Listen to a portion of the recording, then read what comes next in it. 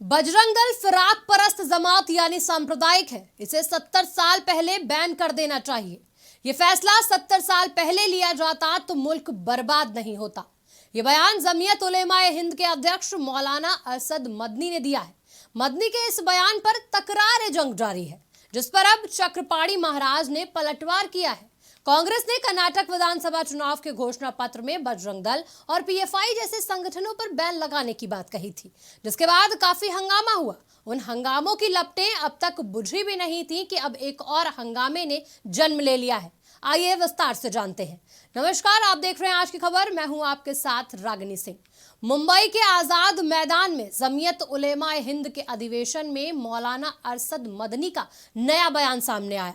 मदनी ने बजरंग दल को फिराक परस्त की जमात बताते हुए कहा कि कांग्रेस ने इसे बैन करने का फैसला 70 साल पहले लिया होता तो देश बर्बाद ना होता। उन्होंने कहा कांग्रेस में कुछ सांप्रदायिक ताकतें थी जिन्होंने देश का बड़ा नुकसान किया।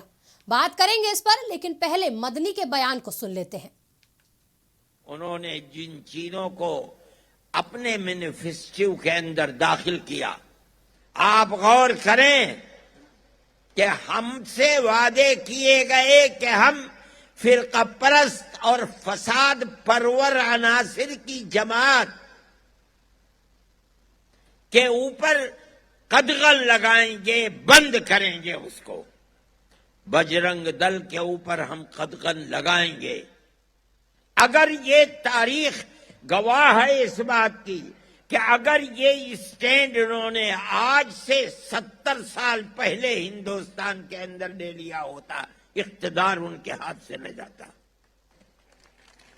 मुल्क बर्बाद न होता, तबाही न आती, फक्र तंगदस्ती का बोलबाला न होता, मुल्क के अंदर इख्तिदार उनका होता जो मुल्क में हर तबके को चैन और सुकून के साथ जिंदा रहने का मौका दे। मैनिफेस्टो को अंदर इसको दाखिल किया कि हम बजरंग दल पर पाबंदी लगाएंगे। गलती की।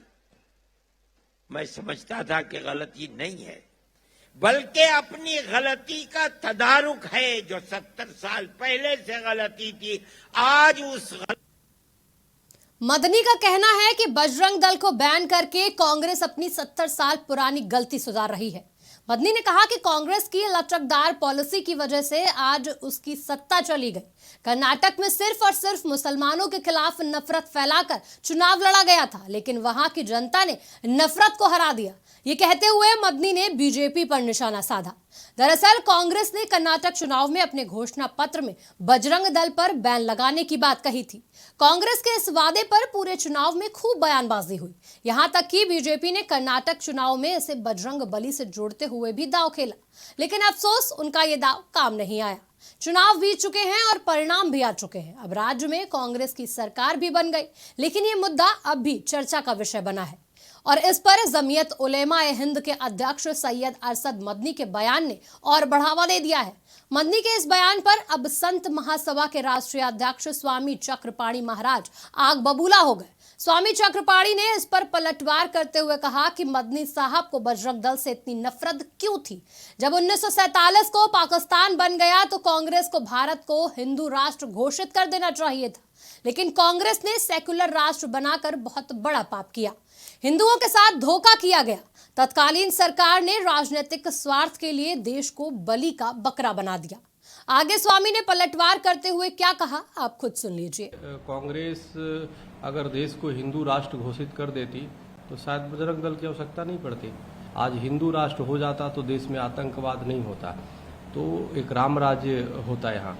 लेकिन कहीं न कहीं देश बंटवारा, एक तो हिस्सा पाकिस्तान हो गया और उसके बाद इसको जानबूझ के कांग्रेस ने सेकुलर बना दिया। तो मदनी साहब को समझना चाहिए, अगर ये देश हिंदू राष्ट्र हो जाता तो मदनी साहब खुद ही यहाँ नहीं रहते, अगर जो पाकिस्तान में ही रहते तो बजरंग दल की आवश्यकता नहीं, सब राम राज्य होता, सब खुशहाल होता जो यहाँ पे रहने वाले लोग हैं। तो कांग्रेस ने तो ये पाप किया कि, और कांग्रेस के पाप का ही कारण है कि वर्तमान में लव जिहाद जो हो रहा है, आतंकवाद देश में हो रहा है, केरला से लेके गुजरात से लेके हर जगह जो हिंदू बेटी बहनों के धर्मांतरण और लव जिहाद हो रहा है, तो उसका कारण कांग्रेस ही है। इसलिए जब 14 अगस्त 1947 को पाकिस्तान बन गया तो 14 अगस्त को भी भारत को हिंदू राष्ट्र घोषित। कर्नाटक चुनाव में जब कांग्रेस ने घोषणा पत्र जारी किया था तो सियासत तेज हो गई थी। इस घोषणा पत्र को सियासी पार्टियों ने तालिबानी कहा था। कहा गया कि कांग्रेस हिंदू विरोधी मानसिकता का प्रदर्शन कर रही है। यहां तक कहा गया कि तुष्टीकरण की राजनीति में कांग्रेस पार्टी इतनी अंधी हो चुकी है कि उसे राष्ट्र विरोधी और राष्ट्रभक्ति वाले संगठन में फर्क भी नहीं दिख रहा। और अब मदनी के इस बयान के बाद ये मुद्दा पूरे देश में सियासत बनकर छा गया है। फिलहाल इस खबर में इतना ही। बाकी राजनीतिक खबरों के लिए देखते रहिए आज की खबर।